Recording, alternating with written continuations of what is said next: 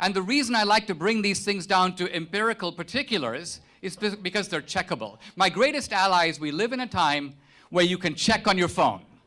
So pull out your phone. Pardon me? I have checked on my phone. I'm sorry to interrupt you, but I won't be allowed to ask you this. So it's okay. Let her go. We're gonna. Okay, tell me. Has in fact shown you all the statistics that you claim are untrue. What you say about the Southern Democrats is not unknown. I am in fact an immigrant like you. I come from the same country that you come from. And I am not here to debate Democrat versus Republican. I am simply disappointed because you are producing facts that are simply not true. Name one. And you are not a historian. For example, the party realignment. You should just go check your own Twitter page. This has been... Believe me, I have. Yes, so have I. So have I. Yeah. And I can see that you've been missing... Okay, let's pause. We need to situate what you're talking, because you're making references here that need to be brought out. There is a historian at Princeton named Kevin Cruz. And Cruz and I have been having a kind of a Twitter fight, if you will, about Dixiecrats. Now, Cruz plays a very sly game. He counts as Dixiecrats people who are not Dixiecrats. And so if I say to him, only 2 racist Dixiecrats became Republicans, he goes, what about John Tower? What about Jesse Helms? What about Trent Lott? And my response is, don't be an idiot. We're talking about Dixiecrats. None of those were... He cannot be an idiot. I'm not, hold on. This is literally his research. It's not his research. He has written one book on white flight in Atlanta. Hold on. Hold on. Let's...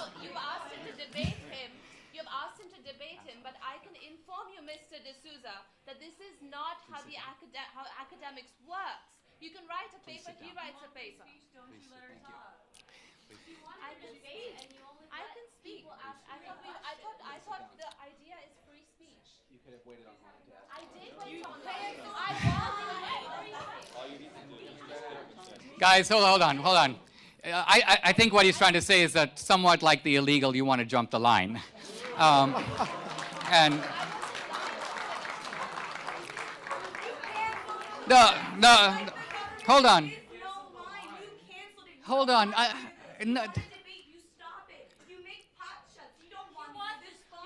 Don't shout. Well, don't heckle me. 1 second. First of all, I was the person who said let her speak. No, I didn't cut her off.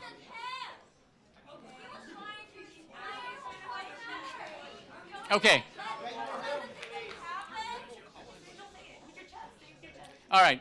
Hold on. I'm going to do one more thing.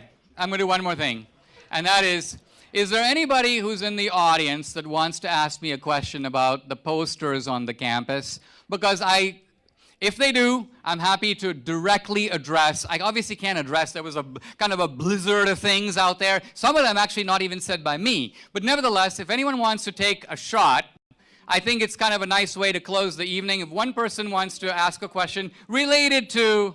Oh, this guy, okay, he's ready, and we'll pick him as a representative of the resistance.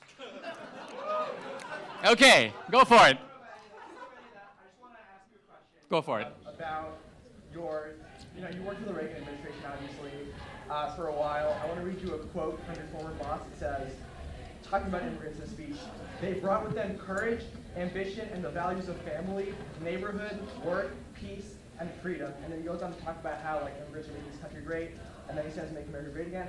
I'm wondering what your own former boss would say about you now.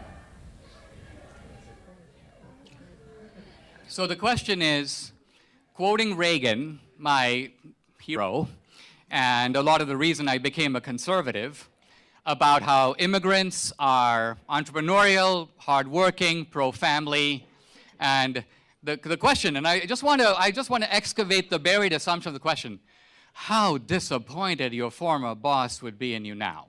Now, I would submit that nobody would ask a question like that who actually was listening to what I said tonight.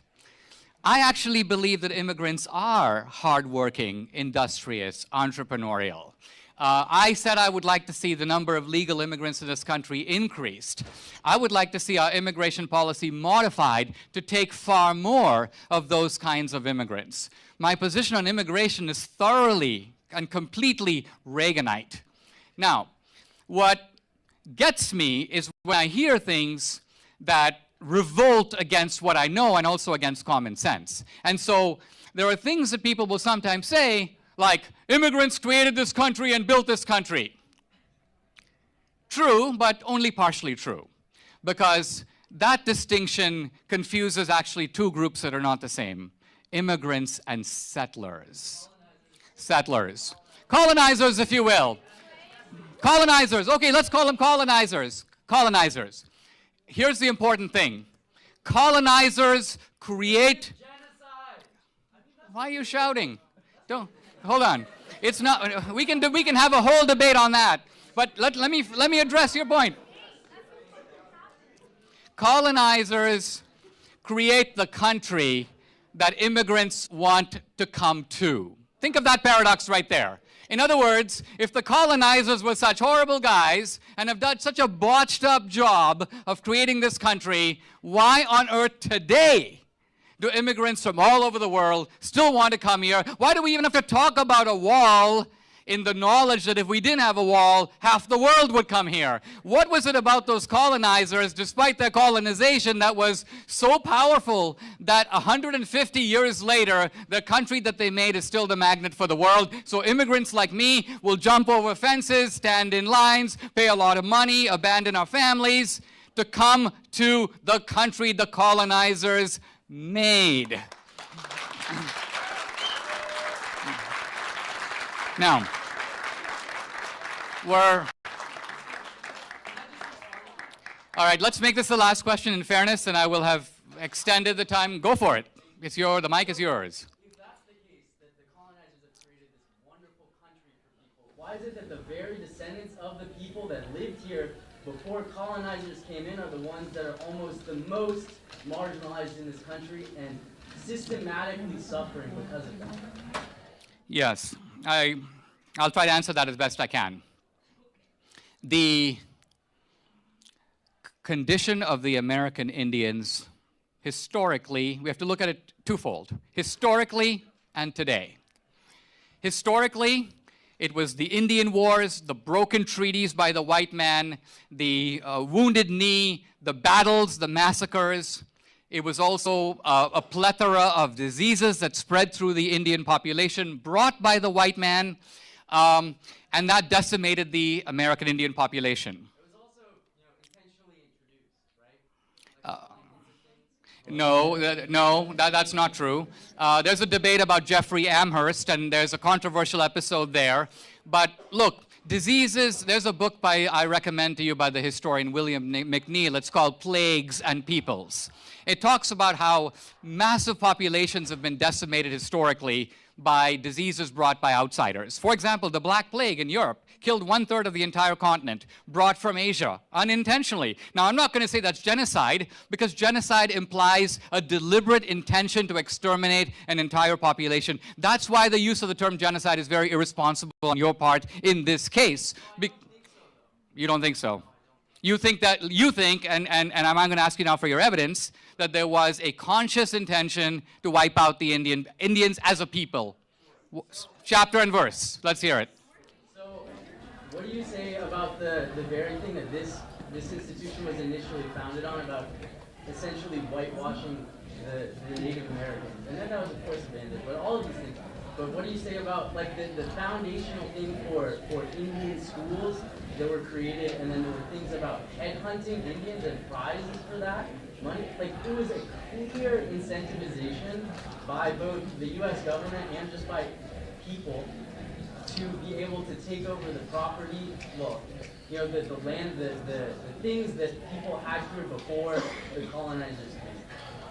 So Eliezer Wheelock leaves Yale and comes up here into the woods of New Hampshire to set up a college to Christianize and educate the native Indians.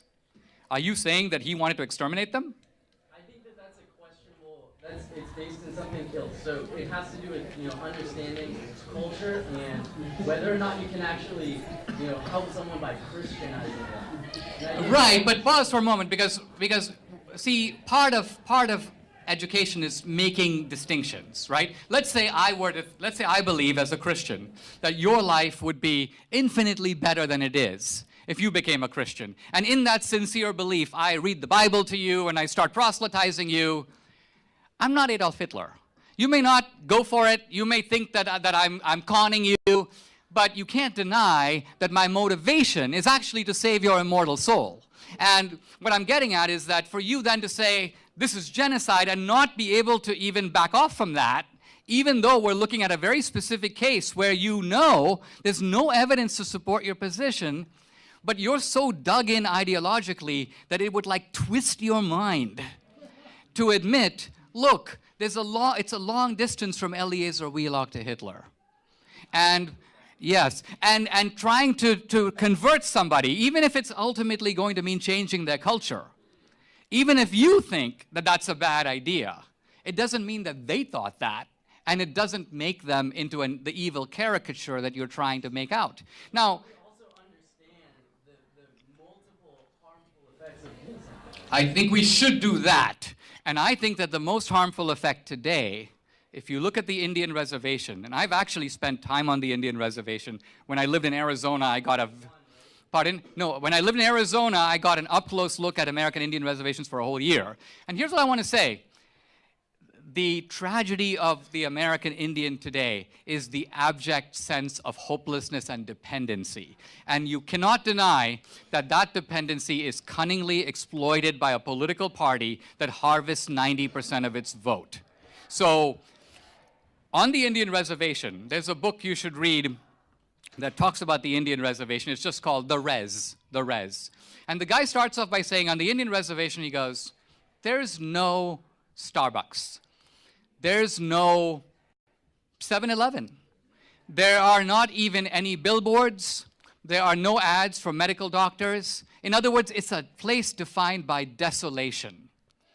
And he goes, and interestingly, the people who run it want it that way. And that's the point I want to stress. It is that we are dealing with a new kind of oppression, very different than the kind, you're fighting the oppression, if you will, of the 1600s. You're still mad about Columbus. Right? And what you aren't doing is actually going on a reservation and seeing what it is about those people's lives. You know, things like we could use some elementary sanitation on the reservation. And it would be really nice if people weren't being shot at night without any cops showing up. And it would be really nice if there were some jobs actually available and companies that would have incentives to come here. And why isn't any of that happening? And who's blocking it and why? And important and pertinent to focus on Columbus and the legacy that that's left. Yes, it is. But it's, alas, going to be a